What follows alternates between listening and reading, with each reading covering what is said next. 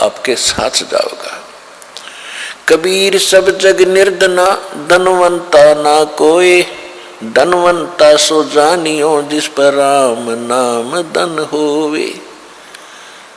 कि सारा संसार निर्धन है, जिसके पास सत्य भक्ति जो राम का नाम का धन है, यानी सच्चे मंत्रों की कमाई जो है राम नाम का धन होता है,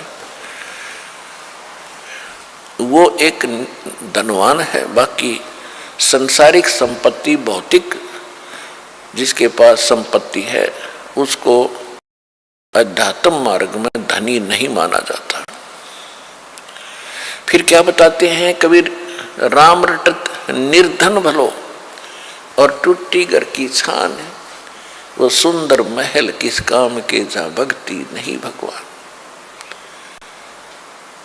पुण्यात्माओं, आज परमात्मा के बच्चे जिनको दीक्षा प्राप्त हो चुकी है, उसके परिवार के अंदर एक मिनी आश्रम बन गया। ऐसा स्थान बनाया जाता है जहाँ भगवान के स्वरूप को रखते हैं, जहाँ परमात्मा की ज्योति जलाई जाती है। सभी उठकर वहाँ प्रणाम करते हैं। सुबह और शाम दोपहर को भगवान की चर्चा चलती है, रमैणी होती है, आरती होती है, सुबह के नित्यनेम होते हैं। फिर दिन में जब भी टाइम लगता है, कोई मंत्र कर रहा है, कोई सिमरन सतनाम का कर रहा है, तो कितना माहौल बदल गया। ना उसमें बकवाद बतलावा हो, वो नो बोला, वो नो बोला, उसका नाश होगा, उनका ऐसे नुकसान होने वाला है, वो ऐसे गलती करते हैं। तो इस तरह की बकवादें बतला के उस परिवार, उस घर के अंदर हम ये कुविचार छोड़ देते थे। फिर वो कुविचार हमारे मस्तिष्क में टकराते रहते थे, हमें डिस्टर्ब रखते थे, शांति नहीं होने देते हैं। और जब परमात्मा की महिमा और अमृतवाणी जब स्टार्ट होती है तो कुविचार ऊपर चले जाते हैं और सुविचार उस घर में धीरे धीरे स्थापित होने लग जाते हैं। फिर घर में शांति शुरू हो जाती है। ये तरीका है। अब कहीं भी परमात्मा की चर्चा नहीं, सुबह उठते या तो न्यूज़पेपर पढ़ देंगे जिनमें कोरी झूठ बकवाद भर रखी होती है, समाचार पत्र, या टीवी चलाएंगे, समाचार सुन लेते हैं, सारे दिन बकवाद गड़े, या फिर फिल्म देखेंगे। तो जब तक प्राणी के पूर्व जन्म के शुभ संस्कार चलते हैं तब तक वो कुछ भी करता रहे, और सपने में भी भगवान याद ना करो, उसको सारे सुख मिल रहे होते हैं।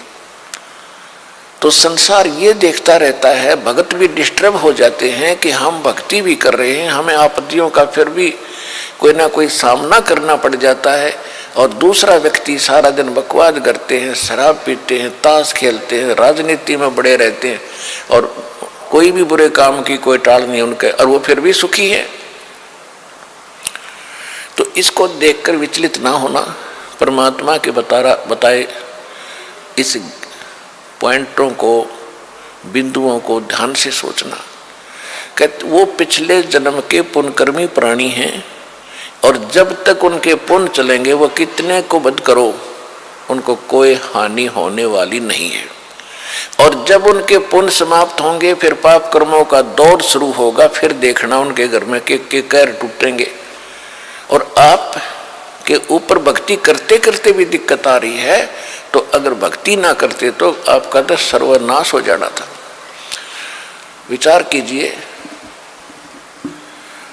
जैसे आप जी ने सर्दी के मौसम में कंबल ले रखा है या स्वेटर पहन रखी है और सर्दी फिर भी लग रही है, तो ये ना सोचना कि आप उस स्वेटर ने आपका बचाव नहीं कर रखा। अब जैसे यहाँ भक्त कई कहते हैं जी हमने पाठ भी करवा लिया, जोत भी बोल दी, चौथी हाजरी भी लग गई, अभी तक हमें कोई विशेष लाभ नहीं हो पा रहा। ये तो हो ही नहीं सकता कि जब आप इतना कर्म कर रहे हो भक्ति का तो कोई लाभ ना हो। ये तो आपकी अनजान सोच है, बालक बुद्धि है। अब जैसे सर्दी का मौसम है, किसी ने स्वेटर पहन ली और फिर भी उसको सर्दी लग रही है, तो ये ना सोचना कि स्वेटर ने अपना काम ना कर रखा। स्वेटर अपना काम कर रही है, लेकिन सर्दी अधिक है तो उसके लिए जर्सी और पहन ले ऊपर के। और उसके बाद भी सर्दी महसूस हो रही है तो कंबल ओढ़ ले। यानी ये नहीं है कि ये कहना कि मैंने जर्सी भी पहन ली फिर भी सर्दी का लग रही हाथ पैरों को, तो ये तो अनजान व्यक्ति कहेगा जिसने इस प्रोसेस का पता नहीं, भगवान के मार्ग का ज्ञान नहीं। तो जो आप पुण्य कर रहे हो और विधिवत कर रहे हो, पूरी विधि यहाँ पर प्राप्त है। गुरु जी के बिना दान करना व्यर्थ है। आप जी को सतगुरु मिले हैं, आप जी को विधि मिली है, आपको पूर्ण परमात्मा मिला है, पूर्ण परमात्मा का मार्ग मिला, सत भक्ति मिली है, और फिर आप साधनाएं सही कर रहे हो, तो आप ये ना सोचना कि आपको लाभ नहीं हो रहा। आपके पाप कर्मों की सर्दी घनी है, और ये करते करते भी कहीं ना कहीं से थोड़ी बहुत ठंड महसूस हो रही है। यदि ये ना कर रहे होते तो नमूनिया होकर मर जाते, ये समझ लेना।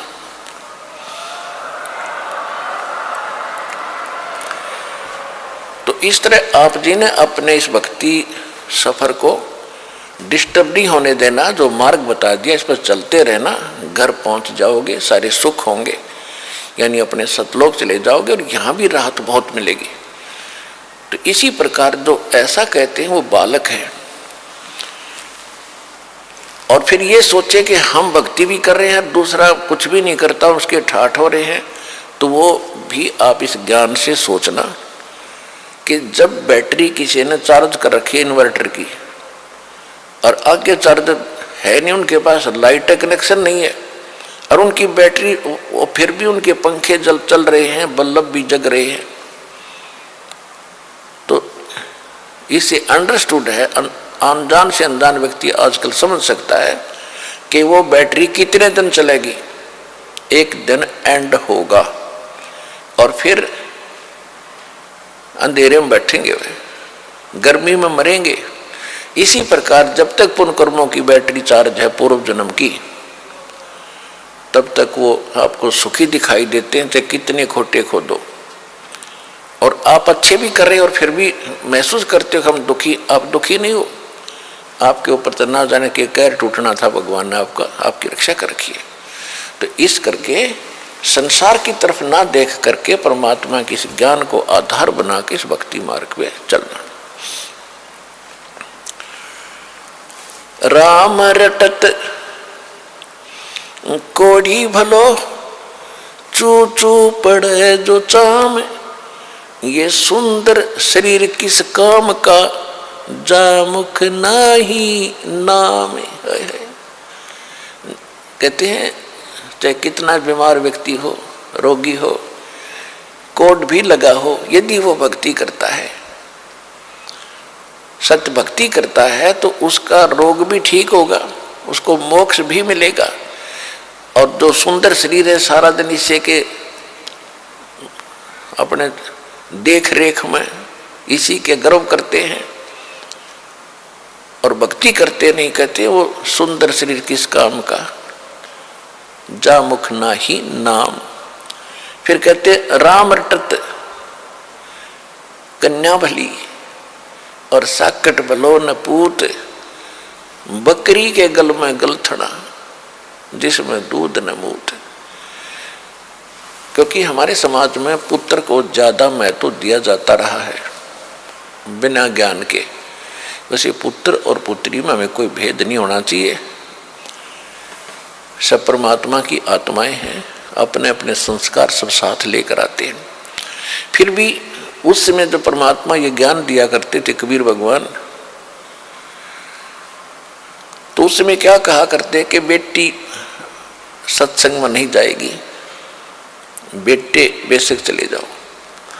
लेकिन रिवाज तो थी नहीं भक्ति की, वैसे को दुख में वैसे कोई साधु संत के पास चले जाते थे झाड़ा धूड़ा लुवाने के लिए। फिर भी परमात्मा याद दिलाते हैं कि राम रटत कन्या भली, भक्ति अगर बेटी कर रही है, उस बेटे से 100 गुना अच्छी है जो भक्ति नहीं करता। वो बेटा कैसा है, जैसे बकरी के गल में एक थन जैसी खाल लटका करे, थन जैसी। तो परमात्मा कहते हैं वो तो व्यर्थ का बोझ है उसके गल में बकरी के, वो किससे काम की कोई नहीं वो खाल, ना दूध ना मूत, यानी किससे काम नहीं आती वह।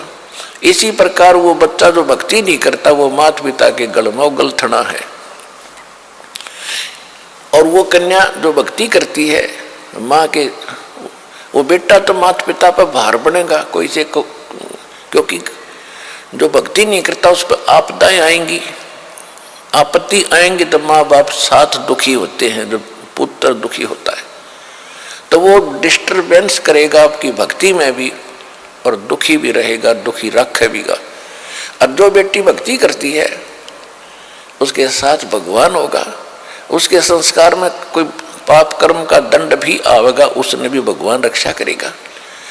और जिस परिवार में वह बेटी जाएगी उस परिवार को भी सुधारेगी, उसमें भी भगवान वहाँ साथ रहेगा, भक्ति प्रवेश करेगी तो वह बेटी सदा सुखी रहेगी, बेटी सुखी रहेगी तो माता पिता की आत्मा भी शांत रहेगी।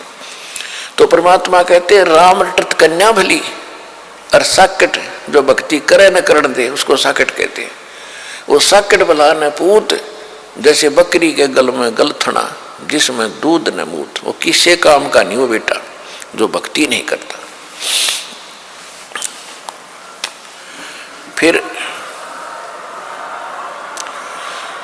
परमात्मा कहते हैं जिव्या तो वाहे भली, जो रटे हरि नाम, नहीं तो काट के फेंक दियो, ये मुख में बलो न चाम।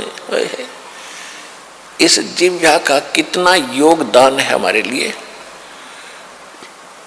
यानी खारा मीठा चाखे, खाना खाने में सहयोग देती है। तो परमात्मा कहते हैं यदि इस जुबान से, इस जिह्वा से परमात्मा का नाम और परमात्मा की महिमा नहीं बोली जाती तो इससे अच्छा तो इसने निकाल कर काट कर फेंक दे वो बढ़िया, क्योंकि मुख को सबसे पवित्र अंग माना जाता है। और ऐसे पवित्र अंग में कहते इस चाम की कति जरूरत नहीं जीभ की। अपने आत्माओं ये सोच लेना परमात्मा क्या संकेत कर रहे हैं कि मनुष्य जीवन कितना कीमती है और इसमें भगवान की भक्ति कितनी आवश्यक है। यदि भक्ति नहीं करता तो इस जुबान से कोई तगड़ा है, ताकतवर है, गरीब को कोई ऐसा वचन कुवचन बोल देगा उसकी आत्मा रोती रहेगी, क्योंकि उसका संघर्ष तो कर नहीं सकता, ताकतवर है तो उसकी आत्मा दुखा दी, उस जीव रूपी तलवार ने उसका अटैक कर दिया, या किसी की निंदा करके लड़ाई करवाओगा या किसी की गलत गवाही देकर पाप का भागी बनेगा। तो कहते इससे अच्छा तो भगवान या जीव कट जा जो भक्ति नहीं करते तो भी कुछ पाप से बचे रहेंगे। तो इससे समझना भगवान हमें क्या संदेश देना चाहते हैं।